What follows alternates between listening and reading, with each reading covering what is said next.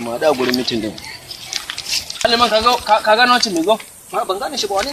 Kansilan mu ne ya je ci wancan tenuwan nan. To wanda ya ci kansila wancan din nan. Assalamu alaikum. Wa alaikum assalam. Ya wani? A lafiya. Na gajiya. Honorable. Barka dai. Honorable. Wala biyai. Za a sake zaben mu dai. Kanka da masha Allah ai to masha Allah. Masha Allah. To madalla. Ai wannan ba Allah akwai kirki. Malama gaskiya sai kuma sauki. Akwai kuma sauki kai kadai. To yanzu yadda za a yi. Ko ba haka ba? Gudun maganin ido. Kun san an ce ido guba. Ko ba haka ba? Ga wannan ku yi haƙuri 5,000 ne. Ko ba haka ba? 5,000 ne ku yi haƙuri da ku yi haƙuri da shi ke malama. Ku yi haƙuri fa. Kan ku damu 5,000 ne. Madalla. To madalla na ji an kira sallah yanzu barin. To shi kenan. Na ji an kira sallah bari mu je mu dan yi alola mi sallah ko? Kai jama'a. Wannan kansila Allah mushi albarka. Uwar gida! Ina uwar gida? Na'am. Fito uwar gida fito. Akwai kwakuleto? Ni mo kwakuleto uwar gida. Zo uwar gida fito.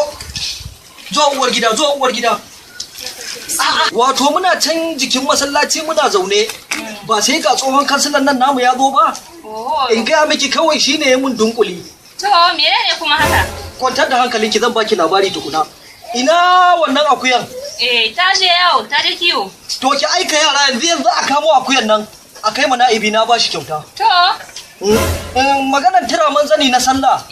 Nawa ne matan nan take bin mu kuwa? 30,000 ne. 30,000? Ki kira ta yanzu a bata. Oho, to shikenan ba matsala. Kayan cefanin da muka karbo a gurin matan nan nawa ne ma? 5,000 ne. 5,000 ko? Ba matsala duk za a biya yanzu nan. To shikenan. Yanzu ki tashi ki kira matan nan mai 30,000 a fara da ita. Ba komai barin kira ta. Isauri da Allah. Isauri. Sannu baiwa Allah. Me gida gata. Yawwa. Kun zo? Kai baiwa Allah kin yi haƙuri da mu. Ai haƙuri baiwa Allah, a dana haƙuri. Nawa ne ma kudin nan da? 30,000. Na? 30,000. 30 cip. 30 cip. Ba matsala.